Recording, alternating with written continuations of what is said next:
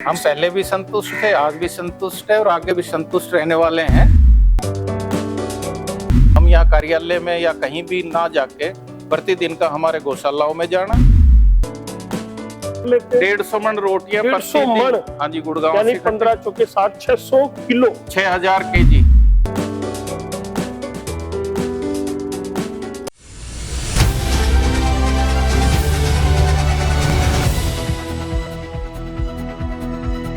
देश में बहुत सारी गौशालाएं हैं, उनमें बहुत सारे काम होते हैं, कुछ आत्मनिर्भर है, कुछ नहीं है।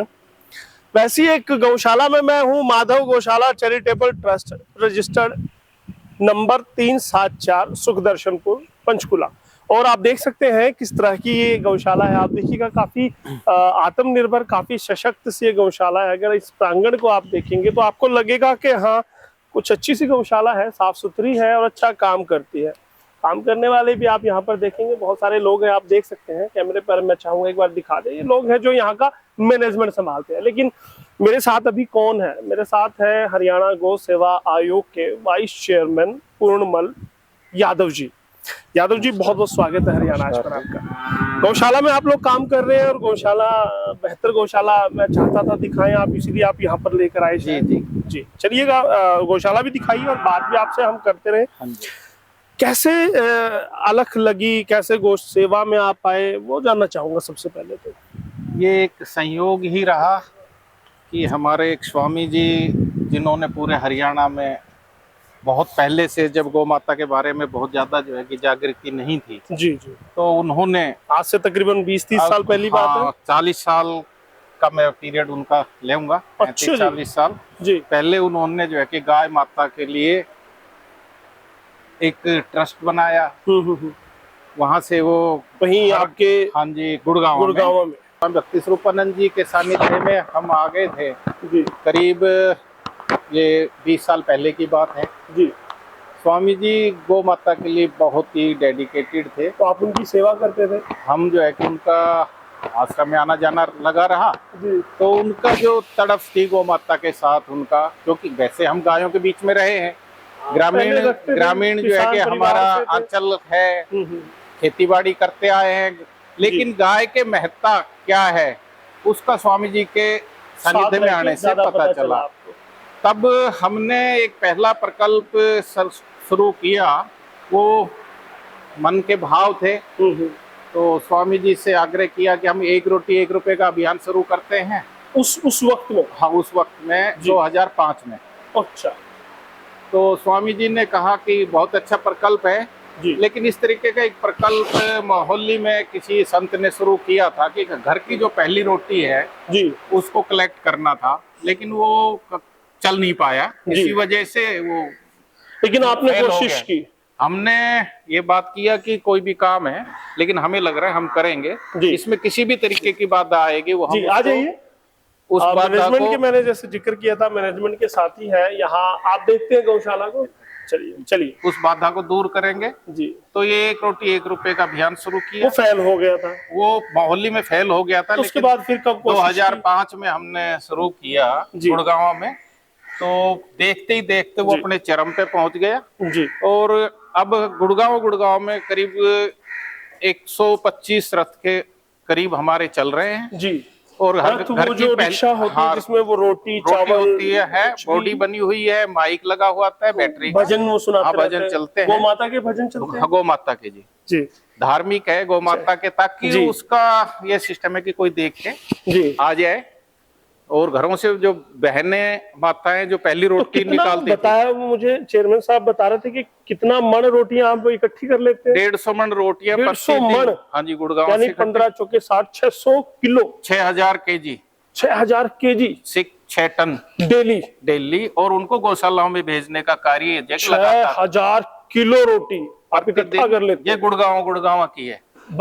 पूरे प्रांत में जो है कि ये काम चल रहा है वो अलग है।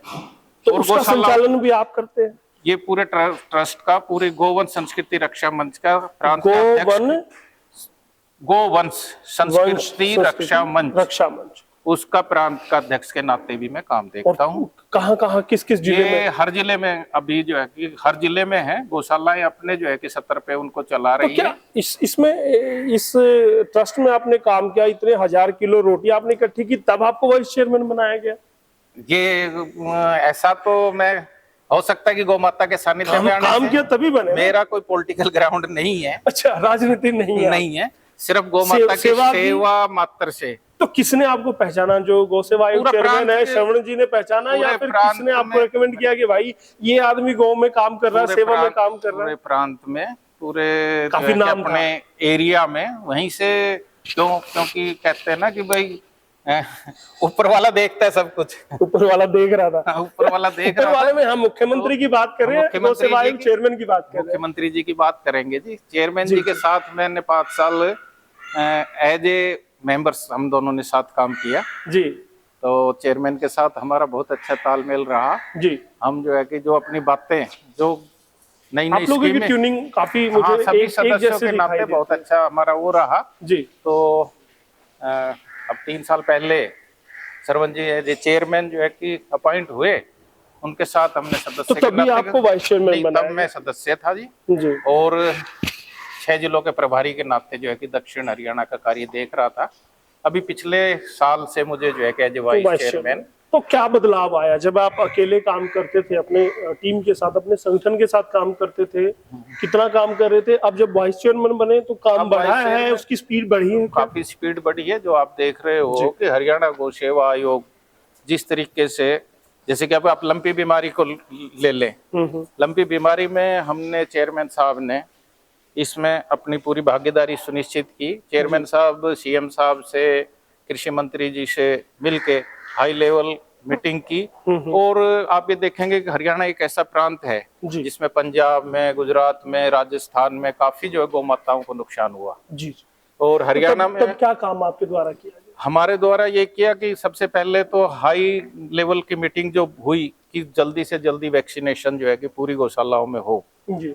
और वो 3 दिन में करीब 20 लाख जो है कि, में अगर मैं बात करूं, उस वक्त वैक्सीनेशन सरकार ने मुहैया करा दी, गौ सेवा आयोग उस पर तत्पर था, आप लोग तत्पर थे, तो आप लोगों ने क्या जाकर वहां हमने हर गौशालाओं में जाके हमने जो है कि इस तरीके का किया कि 10 जिलों का काम मैंने देखा जी। और इधर के जो है कि 12 जिले चेयरमैन साहब ने देखे, बांट लिए। और हमने डे नाइट जी, हम यहाँ कार्यालय में या कहीं भी ना जाके प्रतिदिन का हमारे गौशालाओं में जाना, वहाँ के गौशाला के जो प्रबंधक है उनके साथ बैठना, डिप्टी डायरेक्टर पूरी पशुपालन विभाग की टीम को अपने साथ, उनके सहयोग से वैक्सीनेशन हमने अपने आंखों के सामने कराया। यानी पूरी तरह से सेवा कर रहे हैं, पूरी डेडिकेशन के साथ किया। 1 सप्ताह में हमने पूरे हरियाणा में 19 लाख जो है कि वैक्सीनेशन करा दिए, तब जाके हमारी गौ माताएं आज जो है कि हम ये आप ये देख रहे हैं खुशहाल है। और हरियाणा में यादव जी एक जिक्र आता है कि आप राजनेता आप नहीं हैं, गौ सेवा से मुझे लगता नहीं कि आप कमाते होंगे, तो फिर कारोबार क्या करते हैं, कारोबार कैसे चलाते? हाँ, मैं आपको बताऊं कि मेरा निजी व्यवसाय है जी। आपकी सागर एफआरपी इंडस्ट्री करके फाइबरग्लास मैन्युफैक्चरिंग यूनिट है जी, जो बच्चे देख रहे हैं। और 3 साल हो गए हैं मुझे अपनी फैक्ट्री गए हुए। 3 साल हो गए गौ के पीछे। गौ माता का कभी सुनने को नहीं मिलता था, कभी ताने नहीं मिलते थे पत्नी से या कभी माता पिता से? बच्चों ने इस काम के लिए क्योंकि ताने या किसी चीज का तो तब मिलेगा जब वहाँ उनका काम कोई रुक रहा हो। नहीं, पहले जब शुरुआत की थी आपने तब तो नहीं कभी धार्मिक आस्था रही है, समाज सेवा में हम कार्य करते रहे हैं। तो कभी इस तरह का 2005 से जो है कि हमारा एक रोटी 1 रुपया अभियान से जो है कि अपनी शुरुआत हुई है। उनको प्राउड फील होता होगा? हाँ, बहुत अच्छा, इतना अच्छा काम आपने किया। सबसे अच्छा तो ये है कि यदि सच में यदि कोई आदमी कार्य करता है निस्वार्थ भाव से जी, तो आपके कोई भी काम रुकते नहीं है।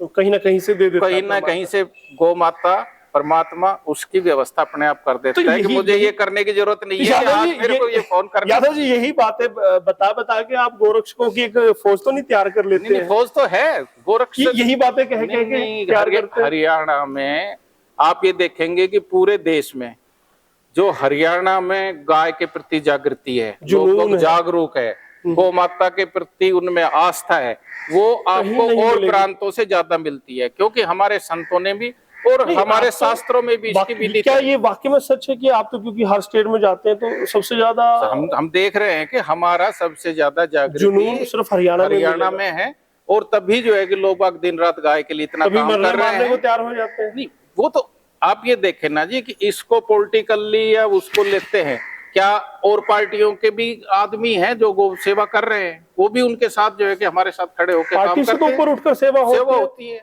चलिए। तो उसमें कोई ये नहीं है कि जी। पॉलिटिकल मुद्दा नहीं है कि गाय तो सबके आस्था का केंद्र है, सभी को देती है यादव गाय। जी, अगर बात करें आपके आयोग की, आपके सरकार की, 40 करोड़ से 400 साढ़े 400 करोड़ बजट आपका हो गया है, क्या वाकई में उस लेवल पे काम हो पा रहे हैं जितना आप लोगों ने सोचा था कि अगर हमें पावर दी जाएगी तो हम बेहतर से बेहतर काम करेंगे, हो पा रहे हैं? ये हो पा रहा है उसको ही देखते हुए, जब हमारे कार्य को देखते हुए, हमारे देश की जनता की आवाज को सुनते हुए हमारे माननीय मुख्यमंत्री जी ने 40 से सीधे 456 करोड़ की है, ताकि हाँ ये समस्या हमारी चल रही है कि बेसहारा गोवंश काफी संख्या में रोड पे है। वो आपको भी उलाहने मिलते होंगे? मिलते हैं जी, पर हम दिन रात करके उसी के चिंतन में लगे हुए तो होंगे। कितना आपने काम किया, बहुत किया, लेकिन गोवंश तो अब भी दिखाई दे रहा है। उनके लिए अब भी हम दिनों रात यही काम कर रहे हैं जो सरकार ने माननीय दोस्तों के पास ऑफ कैमरा बात कर लेते हैं। नहीं ऑफ कैमरे पे ही बात करते हैं। मुझे ये बताइए कि दोस्तों के पास, आपके मित्रों के पास कभी बैठते तो लाना क्या यादव जी चेयरमैन आप बन गए,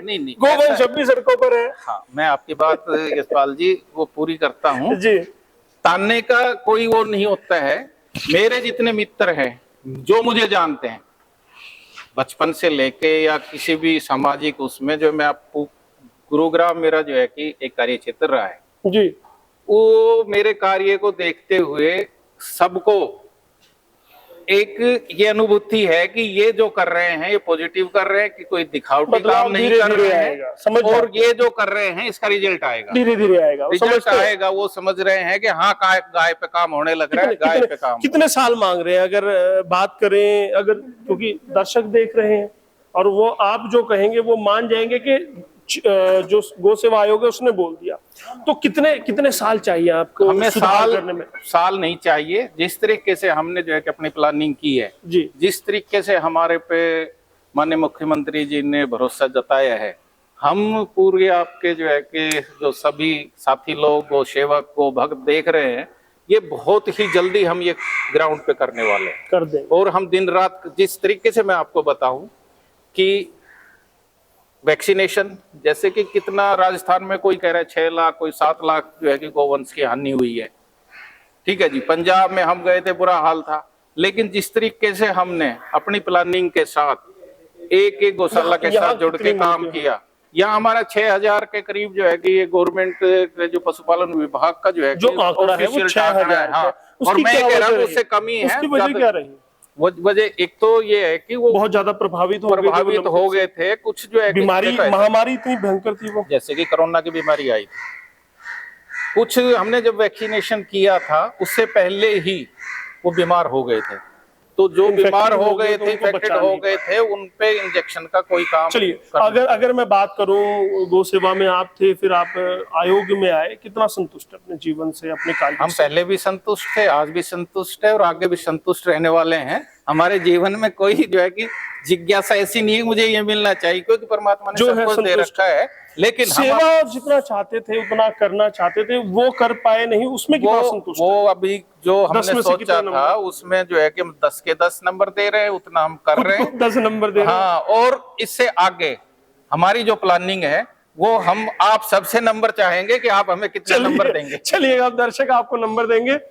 पूर्णमल यादव जी को आपने सुन लिया, लोहचब इनका गांव है और इनका सरनेम भी लोहचब है। तो पूर्णमल लोहचब जी, बहुत बहुत धन्यवाद आपका, आपने हरियाणा से खुल के बात की, बहुत बहुत धन्यवाद जी, नमस्कार। तो दोस्तों, कितने नंबर गौ सेवा आयोग को, कितने भाजपा सरकार को, मुख्यमंत्री को और गौ सेवा आयोग चेयरमैन शरण गर्ग को और वाइस चेयरमैन पूर्णमल यादव को देंगे, जरूर बताइएगा और बने रहेगा हरियाणा आज के साथ।